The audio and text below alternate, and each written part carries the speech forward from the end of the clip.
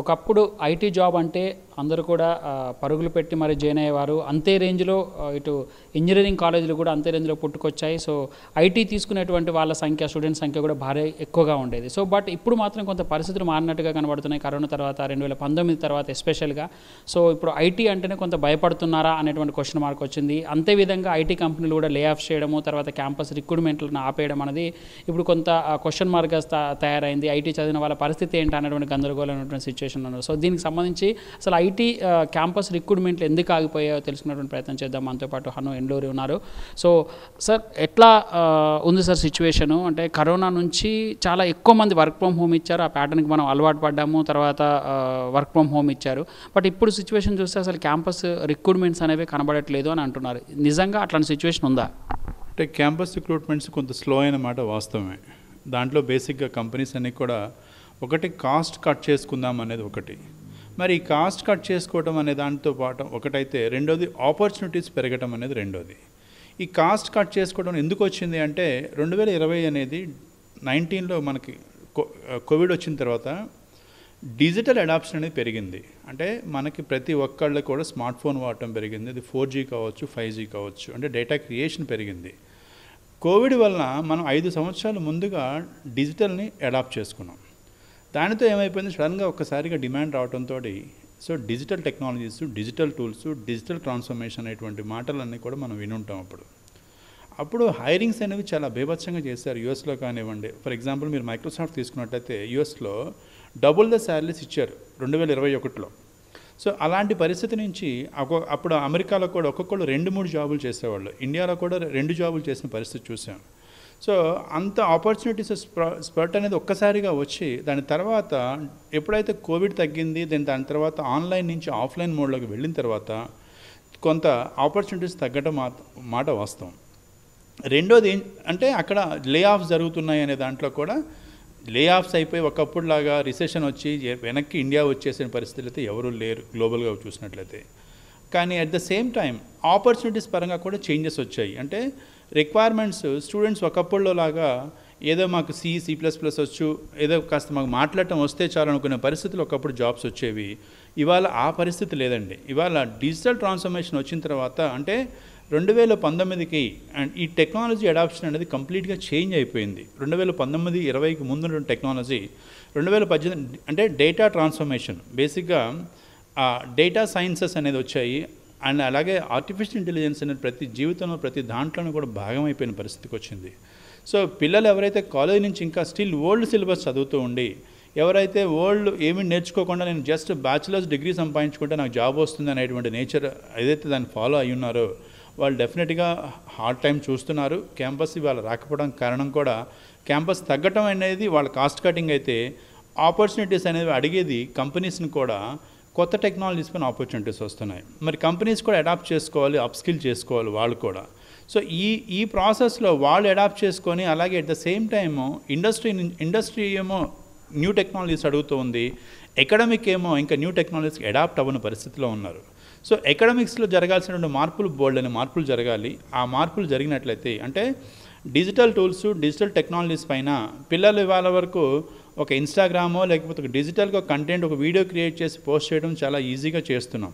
But at the same time ఆ వీడియోని ఎలా క్రియేట్ చేస్తున్నారు, ఏ విధమైన టూల్స్ వాడుతున్నారు, ఏ విధంగా రికమెండేషన్స్ వస్తున్నాయి అనేది కనుక అర్థం చేసుకుంటే that is all because of artificial ఇంటెలిజెన్స్లో ఉన్నటువంటి రికమెండెడ్ అల్గోరిథం అనేటువంటిది. ఇవాళ మీరు అమెజాన్లో ఏదైనా వస్తువు కొంటున్నప్పుడు మీ ఈ వస్తువు కూడా మీకు ఇంట్రెస్ట్ ఉంటుందని చెప్తుంది. సో అది ఎలా చెప్తుంది? ఏ అల్గోరిథం చెప్తుంది అది. సో ఈ అల్గోరిథమ్స్ అనేది పిల్లలు రావాలి. మరి అల్గోరిథమ్స్ అంటే ఏదో కాదండి. మీరు బేసిక్గా చిన్నప్పుడు నేర్చుకున్న స్టాటిస్టిక్స్, మ్యాథమెటిక్స్ కనుక మీరు స్ట్రాంగ్ ఉంటే ఏఐలో మీరు తప్పకుండా బెస్ట్ పెర్ఫార్మెన్స్ అవుతారు. సో మీరు బ్రషప్ చేసుకోండి. అన్ఫార్చునేట్గా మనకి ఇంజనీరింగ్లో ఏముంటుందంటే ఫస్ట్ ఇయర్లోనే మ్యాథమెటిక్స్ ఉంటుంది, second year, third year, fourth ఇయర్కి ఇంకేం మ్యాథమెటిక్స్ టచ్ చేయరు. కానీ పిల్లలకి ఇవాళ అదే మ్యాథమెటిక్స్ మీరు హై స్కూల్, ఇంటర్మీడియట్లో నేర్చుకున్నటువంటి స్టాట్స్ కానివ్వండి, రెగ్యులర్ మ్యాథమెటిక్స్ కానివ్వండి, ఇవన్నీ కూడా ఫౌండేషన్ ఫర్ ద ఏఐ. కాబట్టి మ్యాథమెటిక్స్ని మీ జీవితంలో భాగం చేసుకోండి, వదిలేయొద్దు. దాన్ని ఎప్పుడైతే భాగం చేసుకుంటారో అది ఒక ఆస్పెక్ట్ అయితే ప్రోగ్రామింగ్ లాంగ్వేజెస్లో బోల్డ్ అని మార్పులు వచ్చాయి. ఒకప్పుడు ఉన్నటువంటి C++ కన్నా కూడా ఇవాళ పైథాన్ అనేది ఎవ్రీథింగ్ పైథాన్లోకి వచ్చాము. సో అది ప్రోగ్రామింగ్ లాంగ్వేజ్. ఇంకొకటి ఏంటంటే సర్వర్ సైడ్ ప్రోగ్రామింగ్ అంటూ ఉంటాం. సర్వర్ సైడ్ ప్రోగ్రామింగ్గా క్లయింట్ సైడ్ అంటే react JS Java script base చేసుకున్నటువంటి ప్రోగ్రామింగ్ లాంగ్వేజ్, అది నోడ్ జేఎస్ అవ్వచ్చు, రియాక్ట్ జేఎస్ అవ్వచ్చు, ఇలాంటి జేఎస్ ఫ్రేమ్వర్క్స్ ఏవైతే ఉన్నాయో ఇవన్నీ కూడా నేర్చుకున్నట్లయితే డెఫినెట్గా opportunities other with bigger package అండి. ఆపర్చునిటీస్ లేకపోలేదు, క్యాంపస్కి తక్కువ మంది వచ్చినప్పటికీ కూడా తీసుకున్న ప్రతి ఒక్కరిని కూడా సెలెక్షన్ అనేది ఈ క్రైటీరియా అంటే లేటెస్ట్ టెక్నాలజీస్ పైన మీరు ఒక చిన్న ప్రాజెక్టు, చిన్న టాస్క్, చిన్న యాక్టివిటీ కనుక మీరు చేస్తున్నట్లయితే మీ ఎంప్లాయ్మెంట్కి ఎటువంటి ఢోకా లేదు. మీరు అలా కాకుండా నాకు డిగ్రీ వచ్చింది, నా డిగ్రీ సర్టిఫికేట్ ఉంది, నాకు ఉద్యోగం ఇవ్వండి అంటే ఇచ్చే పరిస్థితులు అయితే కంపెనీస్ లేవండి ఇవాళ. So this is the change. Sir అంటే చాలా వరకు కూడా కంపెనీల పరంగా చూస్తే సో కరోనా అప్పుడేమో అసలు ఎంప్లాయీస్ దొరుకుతారో లేదో, ప్రాజెక్టులు పోతాయి, కంపెనీ లాస్ అవుతాయని భయపడ్డారు. తర్వాత ఇమ్మీడియట్గా అంత ర్యాపిడ్ చేంజెస్ వచ్చాయి. So work from home concept తీసుకొచ్చారు, ల్యాప్టాప్లు ఇచ్చారు, ఎక్కువ మందిని ఒకటికి ప్రాజెక్ట్ కంప్లీషన్ కోసం ఎక్కువ మందిని తీసుకున్నారు. బట్ ఇప్పుడేమో వాళ్ళ బర్డెన్ పెరగడం వల్ల లే ఆఫ్స్ జరుగుతున్నాయా, లేకపోతే కాస్ట్ కటింగ్ అనేది సో ఎక్కువ మంది ఉంటేనే కాస్ట్ కటింగ్ ఉంటుంది, లే ఆఫ్స్ కనబడుతున్నాయి. సో ఏ కంపెనీ చూసినా సార్ అంటే లాస్ట్ ఈ 2024లోనే ఆల్మోస్ట్ ఇక్కడ క్యాంపస్ రిక్రూట్మెంట్ పేర్లతో తెలంగాణ వ్యాప్తంగా చేసుకున్నటువంటి వాళ్ళలో 23,000 మందిని రిక్రూట్ చేసుకుంటే దాంట్లో 2,400 మందిని మాత్రమే తీసుకున్నారనేది ఒక డేటా చెప్తోంది సార్. సో అంటే అంత పూర్ పెర్ఫార్మెన్స్ ఉందా, లేకపోతే స్టూడెంట్స్లో, లేకపోతే కంపెనీలే పూర్తిగా బర్డెన్ తగ్గించుకున్నాయా? సో కంపెనీలో ఇక్కడ వచ్చిన మార్పు ఏంటంటే కొత్త టెక్నాలజీ అడాప్ట్ అయ్యే కొద్దీ ఎప్పుడు కూడా పాత టెక్నాలజీ పైన జాబ్ ఆపర్చునిటీస్ తగ్గిపోతూ ఉంటాయండి. సో ఎప్పుడైతే జాబ్ ఆపర్చునిటీస్ తగ్గిపోతున్నాయో ప్రీవియస్గా రన్ అవుతున్న ఒక లైన్ ఆఫ్ స్ట్రీమ్ ఏదైతే ఉందో అది స్లో డౌన్ అయిపోయింది. సో వచ్చే ప్రతి కొత్త కస్టమర్ కానివ్వండి, ప్రతి ఎగ్జిస్టింగ్ ప్రాజెక్ట్స్ కానివ్వండి, న్యూ టెక్నాలజీ పైన అడాప్ట్ అవ్వండి, న్యూ టెక్నాలజీ పైన చేస్తాము, కొత్త టెక్నాలజీస్ తప్ప ఓల్డ్ టెక్నాలజీస్ మేము చేయమంటున్నారు ఒకవైపు. సో అక్కడ జాబ్స్ తగ్గించేసేసుకుంటున్నారు ఎగ్జిస్టింగ్. సో మీ లే ఆఫ్ అనే దాంట్లో మేజర్గా జరుగుతున్నది అక్కడ నాన్ పెర్ఫార్మెన్స్ కానివ్వండి, అక్కడ ప్రాజెక్ట్స్ సైజ్ తగ్గిపోవటం. ఎట్ ద సేమ్ టైం కొత్త టెక్నాలజీ పైన డిమాండ్ ఉంది. కొత్త టెక్నాలజీ నేర్చుకున్న వాళ్ళందరికీ అవకాశాలు ఉన్నాయి. అంటే మీరు ఏఐ మెషిన్ లెర్నింగ్లో కనుక బేసిక్ అల్గరిథమ్స్ నేర్చుకొని ఒక చిన్న ప్రాజెక్ట్ చేసి చిన్న డిప్లాయ్మెంట్ కనుక చేయగలిగినట్టయితే ఇవాళ ప్రతి పిల్లవాడికి అది ప్రజెంట్ చేయగలిగే పరిస్థితిలో ఉంటే కనీసం 10 లక్షలు తక్కువ కాకుండా శాలరీ వస్తుందండి. సో అంటే ఈ స్కిల్ అనేది which is a rare skill లాగా మిగిలిపోయింది. అది అన్ఫార్చునేట్ కాలేజెస్లో లెక్చరర్స్కి ఇండస్ట్రీలో వచ్చే ఈ మార్పుని అడాప్ట్ చేసుకొని వాళ్ళు చేయగలిగే పరిస్థితులు వాళ్ళు లేరు. ఆ గ్యాప్ ఏదైతే ఉందో దాన్ని ఫుల్ఫిల్ చేసుకోవాలంటే బయట వాళ్ళు ఇనిషియేటివ్ సొంతగా ఆన్లైన్ ప్లాట్ఫామ్స్ అవ్వచ్చు, ఏదో రూపంలో వాళ్ళు నేర్చుకున్నట్లయితే ఆన్లైన్ ట్రైనింగ్స్ ద్వారా ఈ గ్యాప్ను ఫుల్ఫిల్ చేసుకోవచ్చు. సో కంపెనీస్ ఆల్వేస్ అంటే ఒకవైపు మీరు చెప్పిన దాంట్లో as a financial advisory side నుంచి కూడా నేను ఉన్నాను కాబట్టి ఒక ఫిన్టెక్ బ్యాగ్ అంటే నాకు ఇంకొంచెం డెప్త్కి వెళ్ళినట్లయితే ఫైనాన్షియల్గా క్యాష్ క్రంచ్ అనేది జరుగుతుంది. ఎలా జరుగుతుంది? ఇన్ఫ్లేషన్ పెరిగాయి, గవర్నమెంట్స్ అన్నీ కూడా ఆర్బీఐస్ కానీ సెంట్రల్ బ్యాంక్స్ అన్నీ కూడా క్యాష్ని మార్కెట్లో నుంచి స్క్వీజ్ చేస్తున్నాయి. సో దానివల్ల ఏమవుతుందంటే క్యాష్ ఫ్లో ఎప్పుడైతే తగ్గుతుందో స్పెండింగ్ తగ్గుతుంది. స్పెండింగ్ తగ్గిన తర్వాత కంపెనీస్లో అంటే కార్పొరేట్స్ ఆర్ బిజినెసెస్ ఏవైతే టెక్నాలజీ పైన స్పెండ్ చేసేవి తగ్గుతూ వస్తున్నాయి. ఈ తగ్గుతూ రావడంతో క్లయింట్స్కి కూడా ఈవెన్ అమెరికాలో 5.6, 5.4 ఇంట్రెస్ట్ రేట్ హౌసింగ్ లోన్స్ పైన అనేది it's long back story.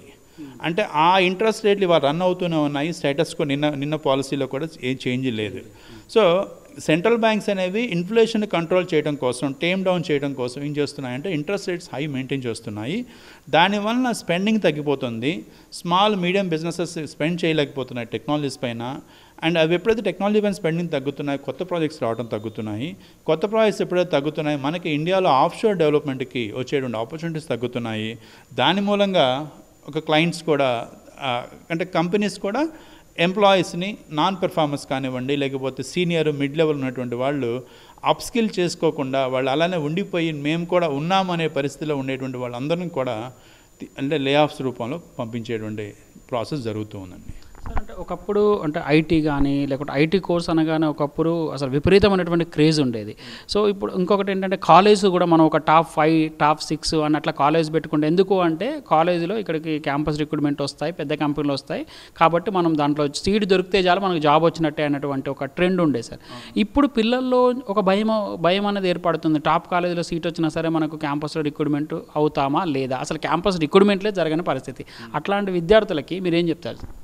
So బేసిక్గా ఒకప్పుడు మనకి టెక్నాలజీ పరంగా ఇండియాకి వచ్చేటువంటి మేజర్ రెవెన్యూలో చూసినట్లయితే hundreds of billions of dollars outsourcing ద్వారా ఐటీ కంపెనీస్ ద్వారా రూపంలో ఇండియాకి వస్తూ ఉన్నటువంటి ఫారెన్ ఎక్స్చేంజ్. అయితే ఇప్పుడు చూసినట్లయితే ఏఐ రావటంతో మరి నెక్స్ట్ సెగ్మెంట్ ఏంటి, ఇన్ఫర్మేషన్ టెక్నాలజీ తర్వాత ఉన్నటువంటి సెగ్మెంట్ ఏం చూసినట్టు కూడా మీరు మెకానికల్ చూడండి, ఎలక్ట్రానిక్స్ చూడండి. ఎలక్ట్రానిక్స్ వాళ్ళు కూడా మోర్ ఆర్ లెస్ దీంట్లోకి వస్తూ ఉంటారు, బట్ ఎలక్ట్రానిక్స్ ఉన్నటువంటి ఆపర్చునిటీస్ చూడండి. అలాగే మెకానికల్ చూడండి, సివిల్ చూడండి. ఏ వర్టికల్లో కూడా ఒకప్పుడు టెక్నాలజీ అడాప్షన్ చాలా లిమిటెడ్గా ఉండేదండి. సో ఇవాళ అంటే మీరు మెకానికల్ అన్నప్పుడు నేను అటానమస్ వెహికల్స్ చూస్తున్నాం, మనం వింటున్నాం ఇవాళ. సో మెకానికల్ చదివిన స్టూడెంట్కి ఒక డ్రీమ్ ఏంటంటే సొంతగా ఒక కారు ఒక ప్రోటోటైప్ చేసి దాన్ని కంటెస్ట్కి పంపించాలనేటువంటిది. దానికి సిగ్నల్స్ సెన్సార్స్ పెట్టి వాడికి అటానమస్గా డ్రైవర్లెస్ కార్స్ లాగా చేసుకోవడం కోసం ఇవాళ వరల్డ్ వైడ్ జరుగుతున్న రీసెర్చ్. అంటే దీంట్లో టెక్నాలజీ అడాప్షన్ ఒకప్పుడు కార్లో ఓన్లీ ఇంజన్ మేనేజ్ చేయడానికో లేకపోతే ఆ పిస్టన్కి జరిగేటువంటి ఎనర్జీ సప్లై దగ్గర నుంచి ఇవాళ కంప్లీట్గా మనం చేసే ప్రతి యాక్టివిటీ కూడా మానిటరింగ్ అంటే ఇంటర్నెట్ ఇన్సైడ్ అనే పేరుతో కార్లు వస్తూ ఉన్నాయి. సో మనం వాడే ప్రతి డే టు డే లైఫ్లో మనం వాడే ప్రతి సెగ్మెంట్లో కూడా ఇవాళ టెక్నాలజీ అనేది భాగం అయిపోయింది. సో పిల్లలు ఎప్పుడు కూడా ఇవాళ టెక్నాలజీ ఓన్లీ ఐటీకే కాకుండా ప్రతి భాగంలో కూడా ఉంది కాబట్టి టెక్నాలజీని అడాప్ట్ చేసుకోవటము, టెక్నాలజీ అనేది ఐటీ నాన్ ఐటీ అలా రిలవెన్స్ అంటే అలా డిఫరెన్షియేషన్ లేదు ఇవాళ. నాన్ ఐటీ అయినా ఐటీ అయినా టెక్నాలజీ అనేది జీవితంలో భాగం. మీరు నాన్ ఐటీ కదా అని చెప్పేసి మీ కారు అటానమస్ కారు లేక మీ కారులో ఇవాళ అంటే లేన్ చేంజ్ అయితే మనకి లేన్ కనుక మన వైట్ లైన్పై వెళ్తున్నామంటే కారు మనం అలర్ట్ చేస్తుంది. అలాగే ముందు కనుక మనకి కారు కనుక కొలిజన్ ఉందనుకోండి వెంటనే కారు తనకు బ్రేక్ వేసుకుంటుంది. సో ఇంత టెక్నాలజీని మన జీవితంలో భాగమైంది. ఓకే, సో ఇప్పుడు అంటే ప్రొడక్టివిటీ పాయింట్ ఆఫ్ వ్యూలో అగ్రికల్చర్ చూడండి, అగ్రికల్చర్ టెక్నాలజీ అడాప్షన్ అనేది వెరీ హై. అంటే government stand point of view కానివ్వండి, మన బడ్జెట్ పరంగా కానివ్వండి. సో నేను చెప్పొచ్చేది ఏంటంటే ఫైనల్గా స్టూడెంట్స్ ఎవరైనా సరే టెక్నాలజీ అడాప్ట్ చేసుకోండి. మీరు ఏ స్ట్రీమ్ అయినా కూడా టెక్నాలజీ ఎందుకు అడాప్ట్ చేసుకోవాలంటే మీరు కారు చేయాలి అంటే కారుకి కనీసం 3 లక్షలు 4 లక్షలు 5 లక్షలు మీకు క్యాపిటల్ అవుతుంది. కానీ ఒక టెక్నాలజీలో ఉండే అడ్వాంటేజ్ ఏంటంటే మీ కనుక నేర్చుకొని ఒక సొల్యూషన్ రాసి ఒక డిప్లాయ్ చేస్తే దాన్ని రియల్ టైంలో మీకు అంటే అతి తక్కువ ఖర్చులో ఎగ్జిక్యూషన్ అవుతుంది. మీరు ఒక ఎక్స్పెరిమెంట్ చేసి దాన్ని ఎగ్జిక్యూట్ చేసి మీరు ఎక్స్పీరియన్స్ చేయగలుగుతారు. This experience will let you to talk about what you did. So అది మాట్లాడుకోవడానికి మీ దగ్గర లేకపోవడం వలన బేసిక్గా పిల్లలందరూ కూడా సఫర్ అయ్యేది ఎక్కడంటే ఎగ్జామ్ హాల్లో ఏదో ఒకటి రాసి వాడు మకాన్ పడేస్తే వాడు ఏదో మార్కులు వేస్తారనే దగ్గర నుంచి అలా నేర్చుకుంటారు మీరు కాలేజీలో ఉన్న రోజులు. కానీ కాలేజీకి వచ్చిన కార్పొరేట్ ఏమడుగుతుంటే హూ ఆర్ యూ అంటుంది. అప్పటి వరకు మీరు పెన్ను పేపర్తో రాసిన దాన్ని నోటితో చెప్పమంటే నోటితో చెప్పలేని పరిస్థితికి ఎందుకు వచ్చారంటే మన దగ్గర ఎక్స్పీరియన్స్ లేకపోవటం వలన. ఆ ఎక్స్పీరియన్స్ మీరు ఎప్పుడైతే సంపాదించుకుంటారో ఏదో ఒక పని చేయటం ద్వారా మీరు నేర్చుకున్న చదువుని అప్లై చేయటం ద్వారా అది సంపాదించుకున్న రోజు మీరు మాట్లాడగలిగేటువంటి మీరు విషయం కనుక మీనింగ్ఫుల్గా ఉన్నట్లయితే మీ ఎంప్లాయ్మెంట్ ఎలాంటి ఢోకాను లేదు. పక్కా మీకు జాబ్ వస్తుంది. 2 రోజులు లేట్ అవుతుందేమో కానీ జాబ్ రావడం పక్క. ఎందుకంటే మీ దగ్గర ఎక్స్పీరియన్షియల్ లెర్నింగ్ ఉంది, మీరు అప్లై చేశారు, నేర్చుకున్న దాన్ని మీరు అడాప్ట్ చేసుకున్నారు. మీరు ఎవడు జాబ్ ఇచ్చినా ఇవ్వకపోయినా కూడా మీరు దాన్ని అప్లై చేసి మీరు సొల్యూషన్ బిల్డ్ చేసి చూపించడానికి మీ దగ్గర ఒక ప్లాట్ఫామ్ ఉంది. So that way technology is a very cost effective. కాబట్టి అందరూ కూడా టెక్నాలజీలో భాగం అవ్వండి, టెక్నాలజీ నేర్చుకోండి. టెక్నాలజీ ఓన్లీ ఐటీ వాళ్ళకే అనేటువంటి భావనలో బయటకు వచ్చేయండి. మెకానికల్ వాళ్ళకి ఐటీ ప్లస్ మెకానికల్ రావాలి. ఇప్పటివరకు ఐటీ వాళ్ళకి ఓన్లీ ఐటీ తెలిస్తే చాలు, కానీ మెకానికల్ వాడికి ఐటీ ప్లస్ టెక్నాలజీ రావాలి. సో ఇవాళ డిజిటల్ మార్కెటింగ్ అనేది చూసినట్లయితే ఎంబీఏ వాళ్ళకి కానీ మార్కెటింగ్ పీపుల్కి మార్కెటింగ్ ప్లస్ టెక్నాలజీ తెలియాలి. సో ఈ విధంగా ప్రతి సెగ్మెంటు కూడా టెక్నాలజీ అనేది భాగమైపోయింది. మార్కెటింగ్లో ఏఐ అనేది అసలు మీరు అంటే మనకి ఒక విషయాన్ని మనం గూగుల్లో సెర్చ్ చేసినా ఒక విషయాన్ని ఎక్కడ ఏం చూసినా కూడా ఇమీడియట్గా మనకి మార్కెటింగ్ దాని రిలవెంట్ ఇన్ఫర్మేషన్ దాని రిలవెంట్ యాడ్స్ వస్తున్నాయంటే మీరు అర్థం చేసుకోవాల్సింది ఎంత అంటే మన జీవితంలో భాగమైంది. సో టెక్నాలజీ అనేది ఇన్సెపరబుల్ మూవింగ్ ఫార్వర్డ్. మేము డే టు డేలో ఫోన్ లేకుండా ఉంటారా అంటే వైఫ్కైనా డైవర్స్ ఇస్తారా, కానీ ఫోన్కి మాత్రం డైవర్స్ ఇచ్చే పరిస్థితిలో లేము మనం. కాబట్టి so technology is everything. Sir ఇంకా అంటే ఇంకొక 1 year దాకా కూడా ఇలాంటి సిచ్యువేషన్ కొనసాగుతుందని చెప్పేసి అంటే గ్లోబల్ సిచ్యువేషన్ కన్సర్న్ చూసుకున్నా సరే. సో గూగుల్ లాంటి కంపెనీలు అయితే ఏకంగా ఎంప్లాయీస్ని తొలగించుకోవడం కోసం భారీ ఎత్తున డబ్బులు ఇవ్వాల్సి వస్తుంది. అంటే 3 months 6 months అనే సివరెన్స్ ప్యాకేజ్ అండి. సో అట్లాంటి ప్యాకేజెస్ ఇస్తున్నారు అని చెప్తున్నారు సార్. అంటే ఇంకో 1 year దాకా ఇట్లాంటి సిచ్యువేషనే ఉంటుందా, ఎట్లా ఏదైనా మార్పులు వచ్చేటువంటి అవకాశం ఉందా సార్? అంటే ఈ ఈ మార్కెట్స్ అలాగే బేసిక్గా ఎర్నింగ్స్ రిపోర్ట్స్ మనం ఫైనాన్షియల్స్ పరంగా మాట్లాడుకోవాలి ఇక్కడ ఎప్పుడు కూడా. ఈ విషయానికి వస్తే ప్రతి కంపెనీ కూడా ప్రాఫిటబిలిటీ ఏంటని చూస్తారండి. ప్రాఫిటబిలిటీ ఎక్కడ తగ్గుతుంది అనేది, అలాగే ఎప్పటికప్పుడు ప్రాజెక్ట్స్ని అంటే రీపొజిషనింగ్ చేసుకోవటము. అంటే బిజినెస్ అనేది ఒక డైరెక్షన్లో వెళ్తూ ఉంటాం, ఒక స్ట్రాటజీలో వెళ్తూ ఉంటాం. ఆ స్ట్రాటజీ నుంచి ఒక టెక్నాలజీ చేంజ్ వచ్చినప్పుడు దానికి తగ్గట్టుగా రీపొజిషన్ చేసుకోవాలి. బెస్ట్ ఎగ్జాంపుల్ చెప్తాను మీకు. అంటే సత్య నాదెళ్ల గారు మైక్రోసాఫ్ట్ని ChatGPT తోటి ఇన్వెస్ట్ చేసి $1 బిలియన్ ఇన్వెస్ట్ చేసి ఇవాళ ఏం చేశారంటే దాంట్లో షేర్ కొనుక్కొని చివరికి మైక్రోసాఫ్ట్ యొక్క షేర్ వాల్యూ కానీ మార్కెట్ క్యాపిటల్ కానీ $3 ట్రిలియన్ తీసుకెళ్ళిపోయారు. అంటే బిజినెస్కి ఆపర్చునిటీని ఎలా చూశారు అంటే మన సత్యానాదెళ్ల గారు ఆయన స్థాయిలో ఆయన చేసే పని తగ్గట్టుగా ఆయన రీపొజిషన్ చేసుకున్నాడు ఆయన కంపెనీని. సో అలాగే గూగుల్ కూడా they also came up with Gemini కానివ్వండి, వాళ్ళు తీసుకొచ్చినట్టు AI టూల్స్ తోటి.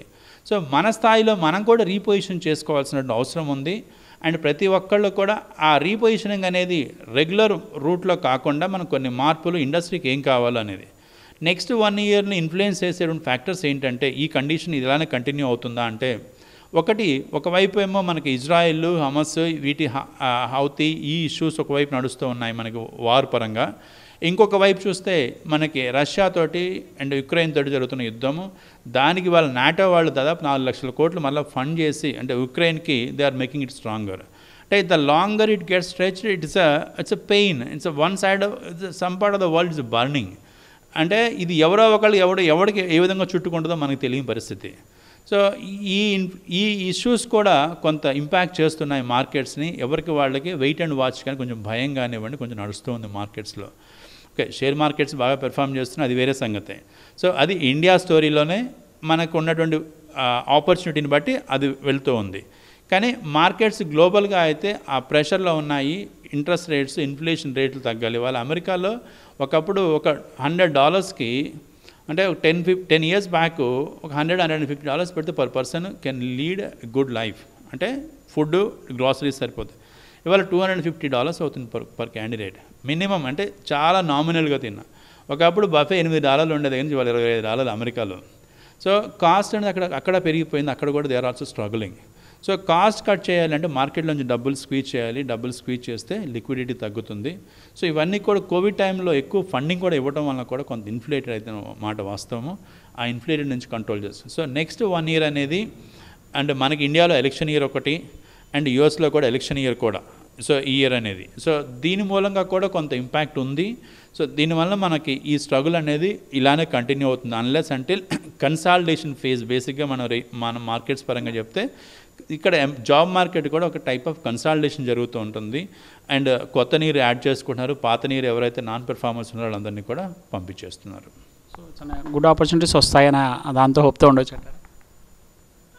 డెఫినెట్గా కొత్తగా నేర్చుకొని చేయాలి, సాధించాలని పట్టుదల మీలో ఉంటే ప్రపంచంలో opportunities, the best opportunities are at your door now. ఎందుకంటానంటే వాళ్ళు ChatGPTని వాడుకొని మీరు చేయలేని పని లేదండి. మీరు కోడింగ్ రాస్తారా, కోడింగ్ రాసుకోండి. మీరు ఒక బ్యూటిఫుల్గా కంటెంట్ రాస్తారా, కంటెంట్ రాసుకోండి. మీరు డిజిటల్ మార్కెటింగ్ స్ట్రాటజీ రాస్తారా, యూ నేమ్ ఇట్. నాకు ఇవాళ మూడు బాగాలేదు అని ChatGPTని అడిగితే ఈ పని చేయని చెప్తుంది. సో అంటే మనిషిగా నేను ఒక ఐడియల్ని ఎలా బ్రతకాలంటే అంటే గురువు ఎవరు అంటే ఇవాళ ChatGPTని మించిన గురువు ఎవరు లేరు. మీరు నిజంగా నేర్చుకొని అంటే ఎదగాలనే తపన ఉండి టైం పెట్టి ఎఫర్ట్ పెడితే మీకు ప్రపంచం ఒకప్పుడు ఇంటర్నెట్ ఉంటే మీ చేతిలో ఉంది అని చెప్పేవారు. అసలు ఇంటర్నెట్ కాదు అంటే భార్యనో లేకపోతే అమ్మా నాన్ననో అంతకన్నా కూడా ఎక్కువ ఇవ్వాలి. ఏంటంటే ChatGPT అయిపోయింది. అంటే స్మార్ట్ ఫోన్కి డివర్స్ ఇవ్వలేమన్నాం, కానీ ChatGPT అనేది అది లేకపోతే బ్రతకలేని పరిస్థితికి వచ్చాం మనం ఇవాళ. అంటే యూజ్ చేసే వాళ్ళ గురించి చెప్తున్నాం. మీకు చాలామందికి అది ఎలా వాడాలో తెలియని వాళ్ళకి దాని ప్రాంప్ట్ ఇంజనీరింగ్ అంటాము. దాని ప్రాంప్ట్స్ తోటి మీరు ఏదైనా సాధించవచ్చు. మీరు మనం ప్రైమ్ మినిస్టర్ నరేంద్ర మోడీ గారి కంటే కూడా గొప్పగా మాట్లాడాలనుకుంటే అదే టాపిక్ తీసుకొని మీరు ChatGPT మీరు రిఫైన్ చేసుకుంటే అంతకంటే బ్యూటిఫుల్గా మీరు మాట్లాడటానికి కంటెంట్ మీరు తయారు చేసుకోవచ్చు, మీరు భావాలు పలికించవచ్చు. సో ఆపర్చునిటీ ఒకప్పుడు కంటే కూడా ఇంకా చాలా పెద్దది, ఇంకా చాలా చాలా చాలా పెద్దది. దట్ మ్యాగ్నిట్యూడ్ ఈజ్ ఎవరు మెజర్ చేయలేనటువంటి అంత పెద్దది. సో ఒకప్పుడు గూగుల్ వచ్చింది, ఇంటర్నెట్ వస్తేనే చాలా పెద్ద ఆపర్చునిటీ అనుకున్నాం. అంతకు మించిన ఆపర్చునిటీ ఇది. అంటే AI వస్తే అంటే ఉద్యోగాలు పోతాయి, రావడం వల్ల ఉద్యోగాలు పోయిన దానికన్నా కూడా టెక్నాలజీ అడాప్షన్ తోటి పాతవి పోతూ ఉంటాయి, కొత్తవి వస్తూ ఉంటాయి. సో దాంట్లో భాగంగా దీంట్లో enormous opportunities. Even if you want to write a legal draft document రాయాలంటే ఇండియాలో అంటే it's very difficult to get a proper document. చాట్ జీపీటీని వాడుకొని మీరు కంప్లీట్గా డాక్యుమెంట్ జనరేట్ చేసుకోవచ్చు. So any document, any presentation, 5 minutes is enough for any presentation. So ChatGPT such a thing, make it as a part of student లైఫ్లో చేసుకోండి. అంటే మీరు పొద్దున్నే లేచి మీరు ఏం చేయాలో తెలియపోయినా మీ డేని ChatGPT, I'm so and so, I want to plan my day. నేను ఇవాళ బీటెక్ 4th yearలో ఉన్నాను, నా క్యాంపస్ ఇంటర్వ్యూస్ ఇలా జరగబోతున్నాయి, I want to plan, suggest me some good plan for me to be ready for the next coming job opportunity. మీకు planning ఇస్తుందండి. Such a beautiful platform. Utilise it for right reasons and there are, అంటే మీకు అసలు మిమ్మల్ని ఆపేవాళ్ళు ఎవరు లేరు. దాని value అనేది ఒక మనిషి మల్టిపుల్ టైమ్స్ అవ్వడానికి ఉన్నటువంటి ఆపర్చునిటీ అది మీకు. Thank you sir, thank you so much. You welcome. So చూస్తున్నాం కదా, అంటే ఇప్పుడున్నటువంటి టెక్నాలజీని కనుక వాళ్ళు అడాప్ట్ చేసుకొని లేటెస్ట్ టెక్నాలజీని నేర్చుకుంటూ ముందుకు సాగితే ఖచ్చితంగా వాళ్ళు సక్సెస్ అవుతారు. క్యాంపస్ రిక్రూట్మెంట్లే కాదు, డైరెక్ట్ పెద్ద కంపెనీలోనే జాబ్ కొట్టవచ్చు అనేటువంటిది చెప్తున్నటువంటి మాట. ఇంకొకటి కన్సల్టేషన్ ఫేజ్ అయితే నడుస్తుంది. సో వన్స్ ఈ కన్సల్టేషన్ ఫేజ్ ఓవర్ అయిన తర్వాత ఆటోమేటిక్గా మళ్ళీ రిక్రూట్మెంట్ స్టార్ట్ అవుతాయనేటువంటి ఒక ఉత్సాహంతో, ఒక హోప్ తోటి ముందుకు లీడ్ చేయాలని హనుమంతరావు గారు చెప్తున్నారు. వీడియో జర్నలిస్ట్ రవితో రాజ్ కుమార్ ఫర్ సాక్షి టీవీ.